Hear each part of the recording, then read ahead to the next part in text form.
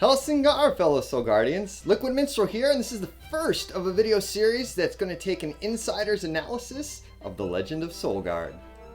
ALP Gaming. Level up! In this video, we're going to take a brief overview of the Legend of Solgard and why you're probably going to want to check out this game. As a huge lifelong gamer, this was the first mobile game that I really got hooked on, more than hooked, obsessed with. And since starting playing it shortly after the global release in 2018, I found myself enwrapped in this game and can't put it down. And so now here I am to provide you with some tips and tricks and analysis of how to succeed in the Legend of Solgard. This video is sponsored by the good folks at Snowprint, who created and made the Legend of Solgard. And they're kicking me down some in-game currency in order to make these videos, but all the information in here and all the opinions are my own and strictly my own and not directed or dictated by my sponsors whatsoever. So here we go. First off, what is Legend of Solgard? LOS is a mobile-based game that takes place and is based on Norse mythology that is a cross between a match 3 puzzle game and a role-playing game, or RPG, that's wrapped up in a team-based strategy game. So for those of you that are getting tired of the repetition of your Candy Crush and Bejeweled and those types of match 3 games, you should definitely check out Legend of Solgard because it kind of takes all that to the next level. Because it has all that, but then it has all these advanced features and facets of the game, the aspect of unlocking creatures, leveling them up, the use of creatures and the creature selection and their skills in the game. There's so much more to it, and it can get really deep on the strategy. The basic premise is to defeat your opponent with your army of heroes and take out their ice portal. But you are going to have to fight against their army of minions and take them out before you'll be able to do damage to their portal. The way you do that is by using your 3 moves per each turn that you have to rearrange your heroes to create combos. And once they're created into a combo, then they receive health points, damage points, in order to be able to attack and fight against the opposition. Take out that portal completely, and you defeat your opponent in the bout. I know it sounds simple enough, but there are a number of nuances and intricacies to the game that make it very compelling and strategy driven. Before the battle begins, you must select 4 heroes, which 4 heroes you'll be taking into battle with you. 1 red, 1 yellow, 1 green, and 1 purple, at least in most cases. And each one has a unique set of attributes, strength, defense, abilities, and things like that, as well as special skills that you will develop over time as you play through the game. Hero selection is a key component to winning battles and advancing through Legend of Solgard, plus getting those really big damage scores in a round. And as you progress through the game, you will unlock the various creatures, which give you more tools in your arsenal of heroes to choose from.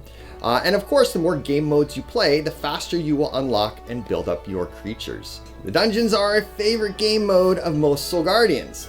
This is a team-based game mode, the first team-based game mode that was in the game, which is truly the heart of LOS. In order to participate in the dungeons, you have to be part of a guild, which is up to 20 players, and that's where the heart really comes in. Many guilds have extensive communication outside of the game via Discord or WhatsApp or other similar chat apps in order to socialize, plan, and strategize how it is that they're going to go against their opponents or against the dungeon. And there are several guild alliances that host public Discord servers for the entire LOS community to come together and support one another, which is fantastic because the community is really amazing at being helpful and working together and providing tips and strategies for other community members, especially newbies that come in. And guilds, alliances like the Bloods and Reddit have these fantastic public servers that are definitely worth checking out. In the dungeons, each player in a guild gets 2 attacks and 1 bomb every day to go against a series of boss fights and dungeon battles. And that season will last 13 days, and the goal is to get as far as you can and do as much damage in the game against the bosses as possible, and that gives you your overall global ranking. Each dungeon season lasts 13 days with a day off in between seasons. And when you look at the guild rankings, that's where you will see all the top teams and how you rank against all the other guilds in the entire Legend of Solgard world. Other game modes in Legend of Solgard are the treasure caves, which where you break pots and get as much loot as possible to upgrade your characters and gather the materials that you need. There are bounties and treasure hunt levels where you defeat enemies to get some gold. You need gold in the game, very important. There's the Hero Arena and Hero Challenge, where you will battle head-to-head against an opponent in the game, even though it's controlled by the game itself. And you'll try to defeat an opposing player's army to earn rewards. Then there's the Underworld, where you're going to last as long as possible against Hamo in the Underworld in order to gain materials that you will craft into idols, which give your creatures buffs. There's the Block Festival, another favorite of many Soul Guardians, which is where you have a month-long tournament, 4 weeks, where each week you will battle a series of bosses and try and achieve high scores, and those high scores are what is going to be ranking you against the other players in the game.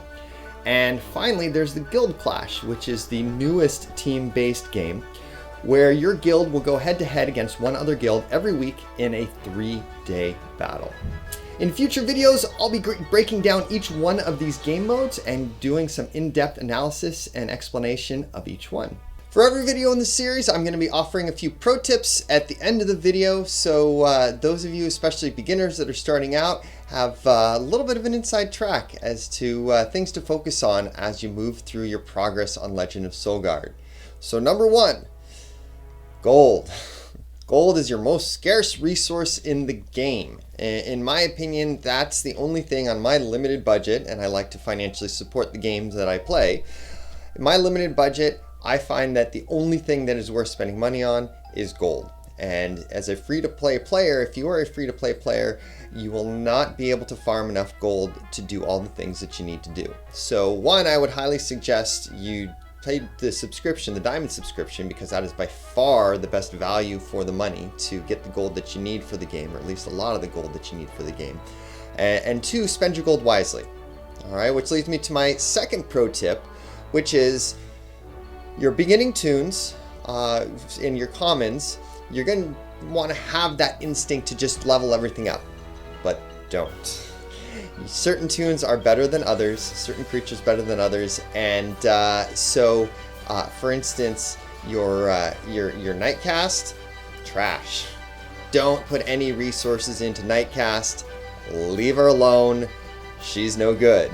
The key common creatures to start off with: Roughpaw, Redguard, Dazzlepaw, Grimchop, Mileworm, and Well Dweller. So if you focus on those to start off with, don't worry so much about the other ones, because they're just not as important, not as powerful. You won't end up using them as much.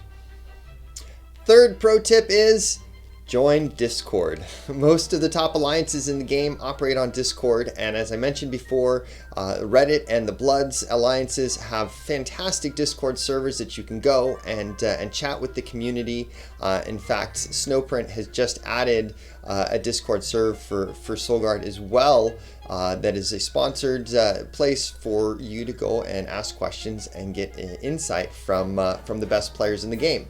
So I will add those links in the description below for to join Reddit and Blood servers, as well as the LOS server for Discord.